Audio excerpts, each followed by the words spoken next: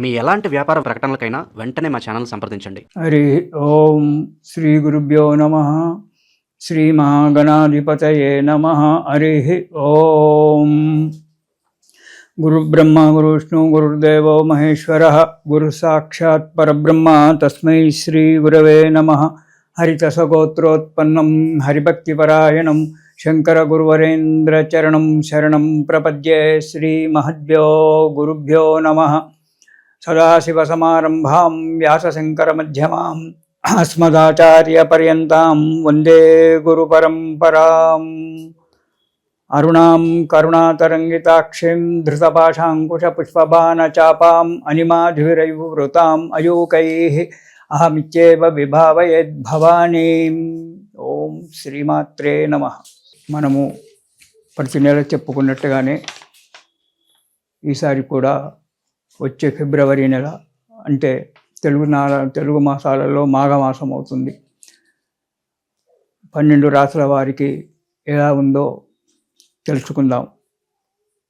ప్రతి నెల కూడా చెప్తూనే ఉన్నాను, ఇవి గ్రహచార ఫలితాలు, రాశి ఫలితాలు మాత్రమే, కానీ సంపూర్ణ ఫలితాలు కావు.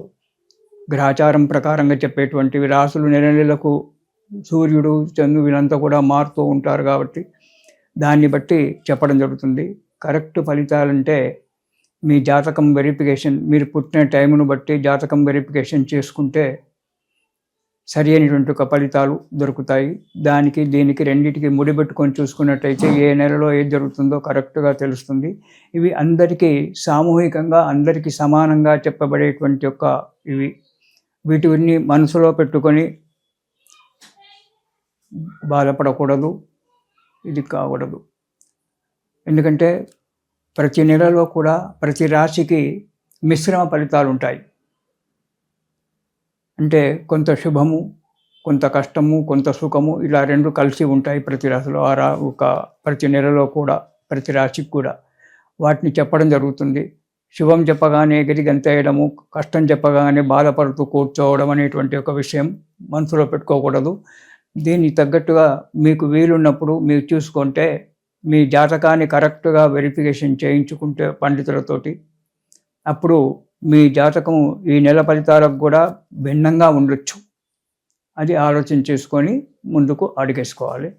ఈ నెల మేషరాశి వారికి అంటే ఫిబ్రవరి నెల మేషరాశి వారికి, ఈ రాశి వారికి ఈ నెలలో వ్యాపారాలు, ఉద్యోగాలు, వ్యాపార వ్యవహారాలు, లావాదేవీల విషయంలో చాలా మంచిగా ఉన్నతి ఉంటుంది.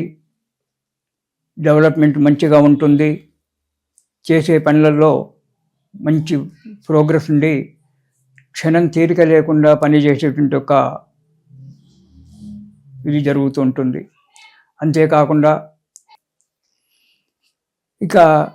అంతేకాకుండా ఇంటిలోనికి విలువైన వస్తువులు తీసుకొని రావడం, స్థిరాస్తులు, చరాస్తుల గురించి ప్రయత్నాలు చేయడము, ధైర్యంతో వాటిని కొనుక్కోవడము అనేటువంటిది కూడా జరుగుతుంది.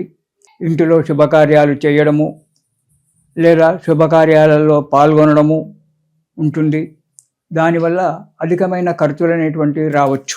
కాకపోతే ఏ పనైనా మీరు పట్టుదలతో చేయాలి. ఎందుకంటే 12వ ఇంట మేషరాశికి 12వ ఇంట శని ఉండడం వల్ల ఆలోచనలు ఎక్కువగా ముసురుకొని చేతామా వద్దా అనేటువంటి ఒక ఆలోచనలతో చికమక పడుతూ ఉంటారు. కాబట్టి దాని గురించి మీరు కొంచెం పట్టుదలతో కనుక పనిచేసినట్టయితే సంపూర్ణ ఫలితాన్ని పొందడం జరుగుతుంది.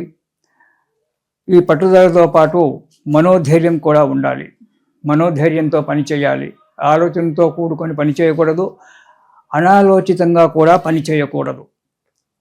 మంచిగా ఆలోచించి ఏ కార్యక్రమానైనా పట్టుదలతో, శ్రద్ధతో, ఓపికతో కనుక చేసినట్టయితే మనకు ఫలితం మంచిగా వస్తుంది. ఎన్నో అపజయాలు కలగొచ్చు, దానికి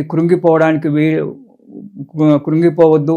ఎందుకంటే కొన్ని కార్యక్రమాలు అసంకల్పితంగా చేయడం వల్ల కొన్ని మనకు మంచి రిజల్ట్ ఇవ్వవు. అలాంటి పరిస్థితుల్లో కొన్ని ఇబ్బందులు ఏర్పడుతుంటాయి. వాటి గురించి మనసులో పెట్టుకొని బాధపడుతూ ఇంకో కార్యక్రమం గురించి ప్రయత్నం చేయకుండా ఉండడం మంచిది కాదు. ప్రయత్నం చేయాలి, మనోధైర్యంతో ముందరగాలి. ఒక్కోసారి మీకు చిన్న చిన్న విషయాలే, గోటితో పోయేటువంటి ఒక విషయాలు గొడ్డలి దానికా వస్తుంది అన్నట్టు గోటితో పోయేటువంటి ఒక విషయాలు పెద్దగా మారి అవి మిమ్మల్ని బాధపెట్టడానికే ఆస్కారం వస్తుంది. కానీ అవి వెంబడే సమసిపోవడానికి కూడా ఆస్కారం ఉంది. జాగ్రత్తగా వ్యవహరించాలి. బంధుమిత్రులతో ప్రోత్సాహం మీకు బాగా లభిస్తుంది. ఈ నెలలో బంధువులతో కానీ మిత్రులతో కానీ మీకు సహాయ సహకారాలు అందించి మీరు చేసేటువంటి ఒక కార్యక్రమాలలో మంచి ఉన్నతి జరగడానికి ఆస్కారం ఉంది. మేషరాశి వారికి కొత్త కొత్త పరిచయాలు ఏర్పడవచ్చు.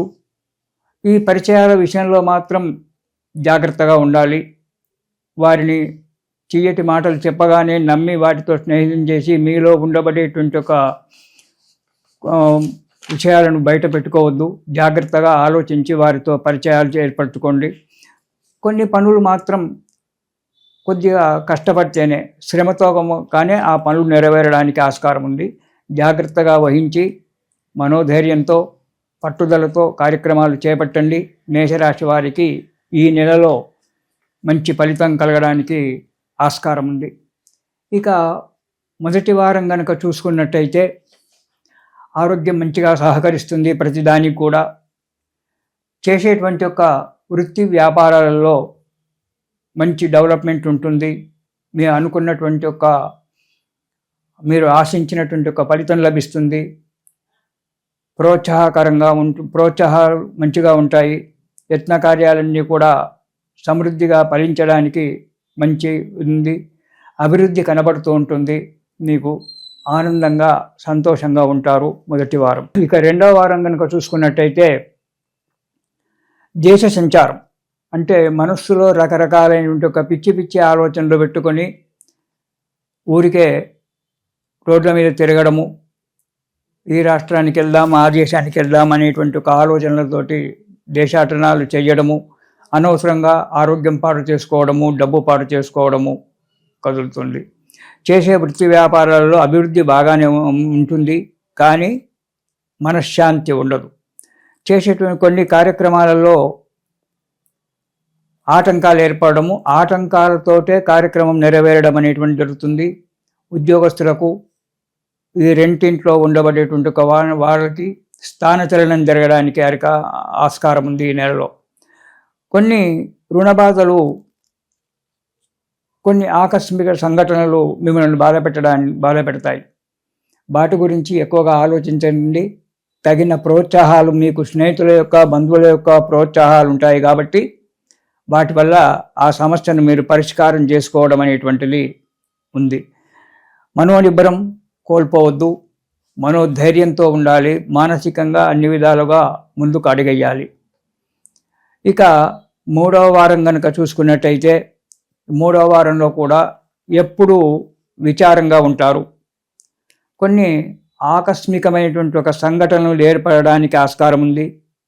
ఉద్యోగస్తులకు అధికారుల చేత బాధలు కలగడము, ఒత్తిడులు కలగడము, మెమోలు రావడము ఇలాంటివి జరగడానికి ఆస్కారం ఉంది.